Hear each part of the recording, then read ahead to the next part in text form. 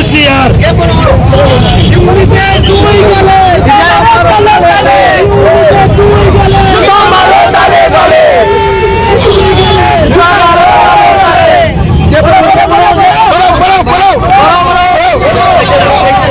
শিলচরে সনাতনী ঐক্যমঞ্চের ধর্ণা কর্মসূচি। বাংলাদেশের জাতীয় পতাকা অঙ্কন করে সে দেশের সামগ্রী পরিয়ে উত্তাল প্রতিবাদে কাঁপল শিলচর। ধর্মগুরু স্বামী চিন্ময় কৃষ্ণ দাসের মুক্তি সহ বাংলাদেশের সংখ্যালঘু নির্যাতন বন্ধের দাবি।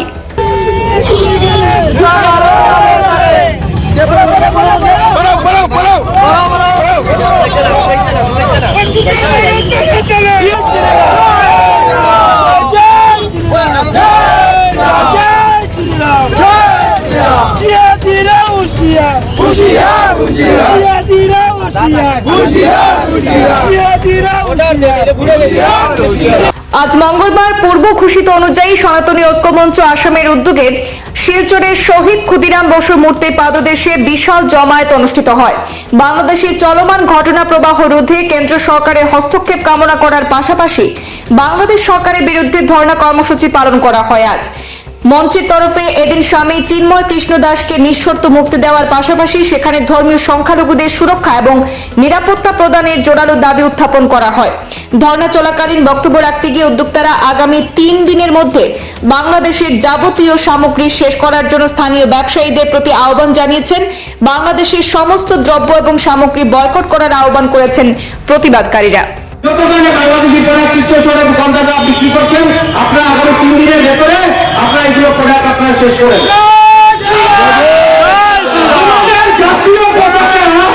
আমাদের জাতীয় পতাকা ওরা ওদের পায়ে নিতে পারবে, আর আমরা বাংলাদেশের প্রোডাক্ট খাবো। যদি আমরা সত্যিকারে ভারতীয় হয়ে থাকি, যদি আমরা সত্যিকারে সনাতনী হয়ে থাকি, তাহলে আমরা আজকের পর থেকে আমরা শপথ করবো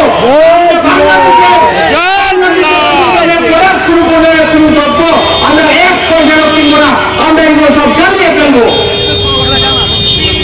আজকে থেকে আমরা ঘোষণা দিচ্ছি। আমাদের এখানে এক্সপোর্টে বাংলাদেশের স্টল খুলেছে, এক্সপোর্টে খুলেছে বাংলাদেশের স্টল, বাংলাদেশি স্টল দিচ্ছে। এক্সপোর্টে বলে দেওয়া হয়েছে যে ভারতবর্ষের ভিতরে আর কোন ধরনের বাংলাদেশি ব্যবসা চলবে না। আজকে একটু সবাই দেখবেন আপনার হোর্ডিং গুলো, শিলচর সবাই সব হোর্ডিং গুলো দেখবেন, বাংলাদেশ সত্য মুছে ফেলা হয়ে গেছে। সবাই দেখবেন বাংলাদেশ নাম মুছে ফেলা হয়ে গেছে এবং বাংলাদেশ সরকারকে আমরা বলে দিতে চাই, আজকে তো হোর্ডিং থেকে নাম মিশিয়েছি। যদি আগামী দিনে আপনারা এরকম ধরনের কার্যকলাপ চালিয়ে যান, তাহলে ভারতবর্ষ পৃথিবীর থেকে তোমাদেরকে মুছে ফেলবে। আমরা সহ্য করতেও জানি এবং জবাবও দিতে জানি, সহ্য করতে জানি, জবাবও দিতে জানি। তাই আমরা বেশি বক্তব্য রাখবো না। আমি শুধু এতটুকুই বলবো যে আমাদের এই আন্দোলন সেইগুলো বলেছিলাম, আপনারা সবাই গেছেন সুতারকান্দি বর্ডারে, এবং সুতারকান্দি বর্ডার থেকে আমরা বাংলাদেশকে যা মেসেজ দেওয়া আমরা একদম দেখিয়ে দিয়ে এসছি। আমরা যা মেসেজ দেওয়া আমরা দিয়ে এসছি সুতারকান্দি বর্ডারে। যদি প্রয়োজনে আগামী দিনে আবার যেতে হবে, আমরা আবার যাবো। আমাদের আন্দোলন কিন্তু শেষ নয়, আমাদের আন্দোলন শুরু। সেই দিনও বলেছিলাম, আজকেও বলছি, আমাদের আন্দোলন শুরু হয়েছে। এই আন্দোলনকে চালিয়ে যেতে হবে অনেক দিন। তার জন্য আমাদের প্রয়োজন, আমাদের ধৈর্যের প্রয়োজন। এবং যারা হিন্দুরা আসে না, ওদের ব্যাপারে বেশি ভাববেন না। যারা হিন্দুরা আসে না আন্দোলনে, ওদের কথা বেশি ভাববেন না। ওদেরকে তো বলছি, চুরি করে বাড়িতে বসে থাকো।